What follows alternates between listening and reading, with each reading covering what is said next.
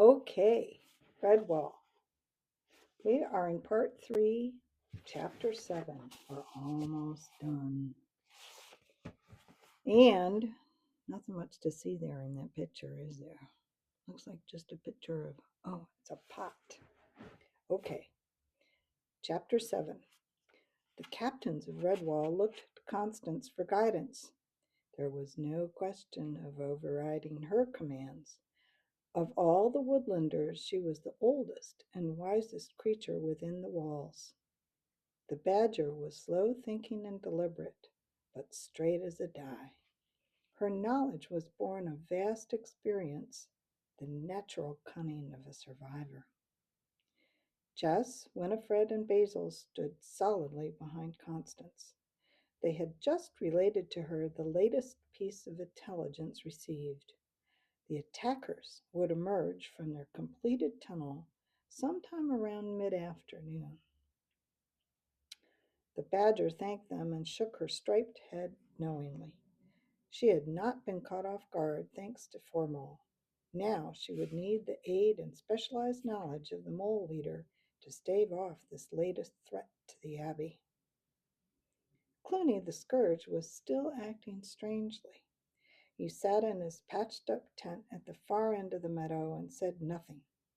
Even when Kilkenny marched jubilantly up with the news that the tunnel was within a fraction of being completed, Clooney sat and stared at the ground. He did not appear in the least moved by the good tidings. The ferret stood awkwardly, ill at ease, awaiting orders. Clooney sat unmoving as if he had forgotten Kilkenny's presence. The ferret tried once more.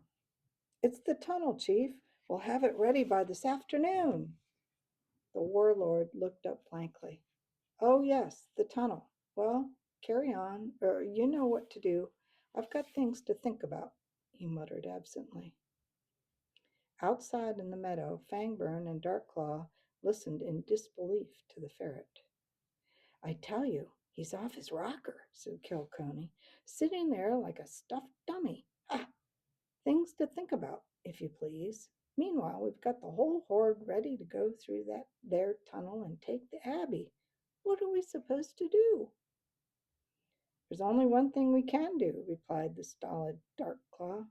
"We've got to carry it through ourselves while the chief's not well." "Darkclaw's right," agreed Fangburn. "The three of us will take charge of the whole business." They both looked at the ferret, waiting for him to express an opinion. "I suppose you're right," Kilkenny said, "but listen, the rest of the army mustn't get to know about the chief. Otherwise, they'll desert. You know, I can't seriously believe that Clooney's out of his mind. Just you wait and see. It's probably just another grand old plan he's thinking of." The trio of self-appointed generals, they climbed inside to check on progress. It was long, dark alley. Weasels and stoats hustled past in baskets or dragging rocks and roots. Kilkenny pointed out the finer details to his fellow commanders. "Sure, we're right underneath the road now. The ground is good and hard. It didn't need any shoring at all. Now, see the footings of the wall? Mind your heads. From here, I've had some props put up to hold the weight. Further on, the going gets really soft, but we've run out of decent timber. Still, I don't reckon it'll make a great deal of difference. If we move the army along fast enough, we should all be inside the Abbey before they know what's hit 'em." Above ground, a mole, leaning his ear against a thinly beaten copper basin that was upturned on the earth, listened carefully to every word the ferret was saying. He repeated it to Brother Walter, who wrote everything down, word for word. Constance scanned the report and picked up her heavy cudgel. "Before we know what's hit us, eh?" she growled. "We'll be doing some hitting of our own before the day is through." From the southwest corner of the wall, moles had marked the exact run of the tunnel with 2 lines of cords and pegs. The foremole and his team knew all there was to know about the diggings: depth, approximate dimensions, the placement of shoring, even where the first rat's head was likely to break ground. The plan was that Constance and Formal had jointly worked out would require very little hand-to-hand combat, much to the badger's displeasure. Two outsized cauldrons of boiling water stood ready on tripods, with slow fires burning beneath them to keep up the temperature. Constance and the beaver positioned themselves behind these, tip staves at the ready. All available mice and woodland defenders were gathered in two groups on either side of the cord-marked aisle. They waited, looking to the badger for further instructions. To a passing stranger, it might have looked like some strange abbey ritual. Two fires, two parallel cords, and all the serious-faced creatures gathered in two groups on the grass in the hot June afternoon, waiting silently. The armed rank of the hordes were formed up in the ditch. Fangburn marched up and down, issuing final instructions. It had not been an easy task getting them in line without Clooney there, but the persuasive tongue of Kilkenny had assured them that the chief was aware of their every move and would deal with malcontents and troublemakers later on. "Pay attention now," Fangburn called. "Darkclaw is up at the end of the tunnel. When the diggers break through, he will leap up into the abbey grounds. 4 soldiers are with him. They'll hold off any attack while the rest of us get above ground. Now, once you're up, don't hang about. Make straight for the abbey building. Try to capture the mouse abbot. Darkclaw won't be with you. He'll take some warriors and fight his way through to the gate. Once it's open, the others will be able to get in. I don't need to tell you, these are not peaceful creatures we are up against. You've seen for yourselves. They've had a certain amount of luck to date, but they are determined fighters.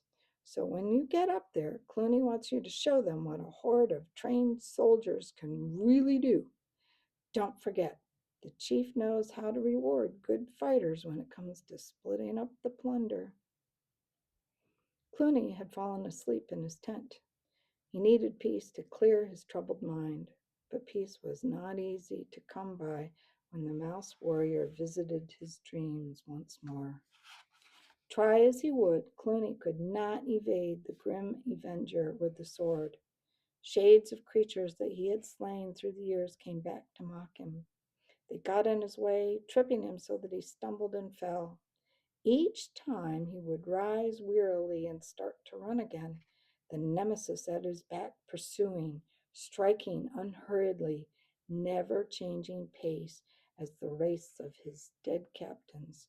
Skullface, Redtooth, Rag-Ear, and Cheese Thief hovered about, urging him to turn and face the warrior mouse. But he dared not turn. He kept running. The two weasel diggers thrust upwards in the narrow confines of the tunnel. They sprang aside as the earth showered down and daylight poured in.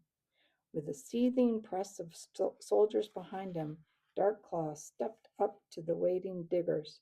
They boosted him upwards. He grabbed at the grass, his spear tucked under one claw. He stopped suddenly, his body halfway out of the hole. The first thing he saw were 2 huddled crowds of small creatures. They stood on either side of a double line of pegs and rope. Darkclaw grinned wolfishly. They were obviously playing some kind of silly little country game. He had caught them unarmed. A noise from behind distracted the rat. He swiveled around. He found himself facing 2 huge cauldrons, which bubbled and simmered ominously over twin fires. Behind them stood the big badger and another strange-looking creature, equally well built. Darkclaw set his claws against the ground to lever his body out of the hole. Before he could do anything to stop them, the badger and her companions tipped the bulky pots over. Darkclaw did not even get a chance to scream out a death cry. Boiling water cascaded down over his head into a hissing, steaming deluge. The force of the rushing water sent his body plummeting back down the hole. Endless gallons of scalding water hit the rats in the tunnel like a hellish tidal wave. The tightly packed rodents were instantly slain. Ugh, boiled to death. On the surface, Constance cried out to the waiting defenders, "Jump in between the ropes! Now!" The weight of the combined bodies hit the ground between the lines. Constance began a steady chant. Jump, 2, 3, jump, 2, 3, jump, 2, 3. Under the constant pounding of countless feet, the whole area that had been marked out by the moles suddenly sank into a trench. The tunnel had collapsed. The defenders stood and cheered in the depression directly above what had once been Kilkenny's tunnel. The Badger gave the order to stop. Formol and his crew moved in to block off the hole with rocks and rubble. Friar Hugo ordered the cauldrons to be carried back inside to his kitchens. The abbey creatures fell silent and drifted away from the heap of stones which blocked the hole. Excuse me. A fitting headstone for a mass grave of the enemy. At the tunnel entrance in the ditch, Fangburn and Kilkenny were madly thrust aside as rats, weasels, ferrets, and stoats fought their way out of the tunnel. "Hey, what happened?" Fangburn shouted. "Come back here this minute. Where do you think you're going?" The defeated warriors ignored him. Caked with filthy mud and trailing broken spears, they dashed off along the ditch. Kilkenny peered into the tunnel. All he saw was the battered body of a stoat being borne towards him on what appeared to be a boiling wave of ooze. The ferret jumped backwards as the shoring burst and the tunnel workings caved in with a dull rumble of earth. As Clooney ran, another specter appeared in his fevered dream. It was a hideous-looking thing covered in a dark, steaming substance. It stood barring his way with his arms stretched wide as if to embrace him. Clooney pushed it savagely from him, and it moaned piteously, "Chief, it's me, Darkclaw. Look what they did to me." Outside the tent, Kilkenny and Fangburn exchanged uneasy glances. "You dug the tunnel. You go in first." "No fear. I'm only a ferret. You're naturally a superior rat. You should go in first." "Shall we go in together then?" "Better not. It looks like the chief's asleep. You might not thank us for waking him up out of a nice dream." "Aye, that's true. Let's leave it until later." That wasn't a nice dream, was it? But they didn't know. Okay, let's see now. Chapter 8. Oh, this is quick. We'll do chapter 8. We're back with Martin and the snake, or Matthias and the snake. Chapter 8. Excuse me. Asmodeus's eyes glared through the narrow hole in front of him. There were two creatures standing together in the big cavern, a shrew and a mouse. He hissed in anger. The mouse was holding his sword, his own beautiful sword. The adder bunched his sinewy coils and shot through the skin-hung opening. He bared his evil poisoned fangs.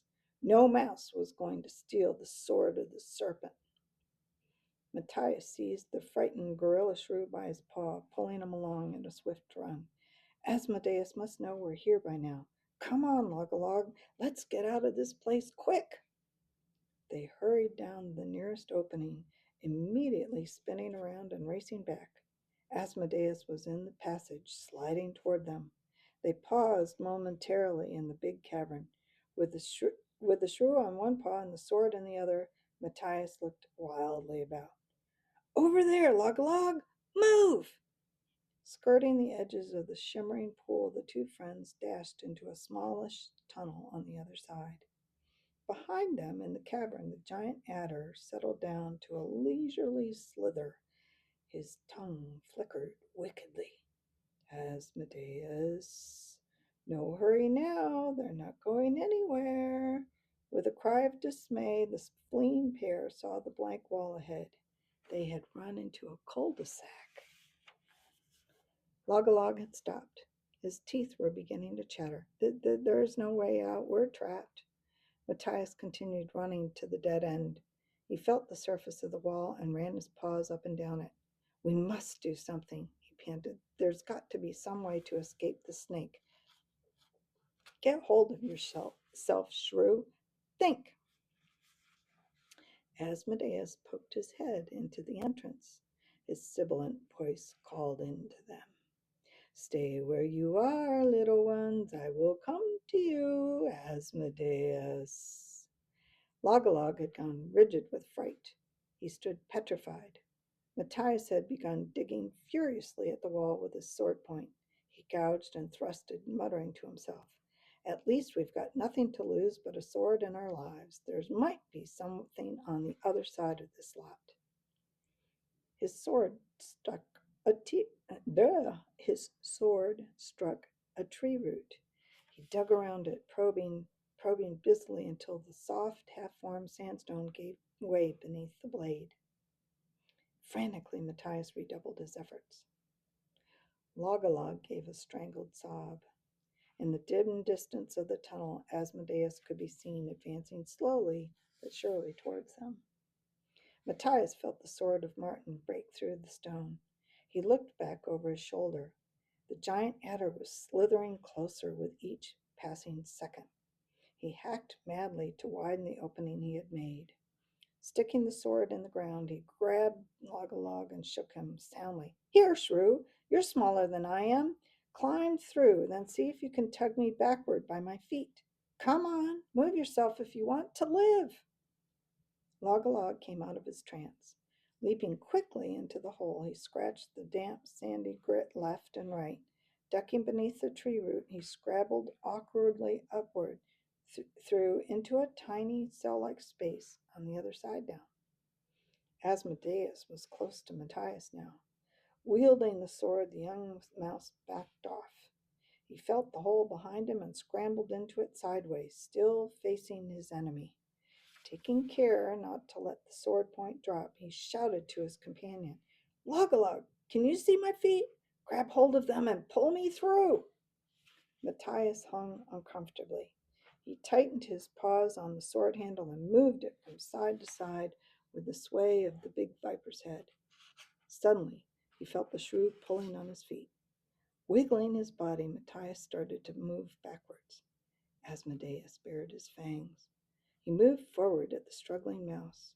Matthias swung the blade at the snake's open mouth. It hissed and recoiled. As Matthias contorted himself to negotiate the tree root, he poked the point of the blade at his enemy's head. Stay back, evil one, or I'll kill you, he shouted. Asmodeus gave a low, soothing hiss. Come to me, little mouse. Let me wrap myself around you. I will give you the kiss of eternal sleep. With a triumphant shout, the young mouse disappeared completely into the hole. He fell on top of Log at the other side. Forcefully, the snake launched its great body at the opening, crumbling earth and rock as he pushed his coils through the aperture. He's coming! Log screamed in terror. Matthias shoved his friend behind him. Planting his feet wide apart, he hefted the great sword in both paws. Stay out of the way, shrew. There's no more retreating. All ends here. The gigantic spade-like head of the snake thrust itself through into the small space. Give me my sword, mouse, and I will make your dying easy, he hissed. Matthias laughed in the face of the adder. Come and get it, poison teeth. Asmodeus tried forcing his body through with one swift thrust. He found his bunched coils jammed firmly in the tree root. Relaxing, he allowed his head to wave from side to side. Look at me, my little friend. I can see that you are a great warrior. You are not afraid to gaze into my eyes. Look at me. The eyes seemed to expand and dilate until they filled the whole of Matthias's vision. They dominated him. He could not tear his gaze away. Asmodeus continued in a persuasive undertone. See, they are the twin pools of eternity. Sink into them and you will find darkness and rest. Logalog was completely hypnotized. Matthias, too, felt overcome by an immense lethargy. The adder's voice was a cold, dark green velvet fog that had threatened to envelop him. He stared into the deadly eyes, his lids beginning to droop heavily. Martin the warrior strode boldly up through the dark mist. I am that is, Matthias. Why do you sleep? There is a warrior's work to be done here. Pick up your sword, Matthias. The evil one shall not have it. Strike out for me now, my brave young champion. Asmodeus was working his body free, pushing forward. Matthias's eyes were shut, his lips moved with one word, strike. Suddenly the spell of the snake was broken. The young Matthias's eyes snapped open, clear and bright. He swung the ancient sword high and struck at the giant adder. He struck for Redwall. He struck against evil. He struck for Martin. He struck for Logalog and his shrews. He struck for the dead Bosun. He struck as Methuselah would have wanted him to. He struck against Clooney the scourge and tyranny. He struck out against Captain Snow's ridicule. He struck for the world of light and freedom. He struck until his paws ached and the sword fell from them. When Logalog awoke from out of his trance, he saw his friend, Matthias the warrior. He stood shaking. His chest heaved with exertion. His paws hung limp at his sides. The great sword lay against the warrior's blood-flecked habit, its long, deadly blade crimsoned in victory.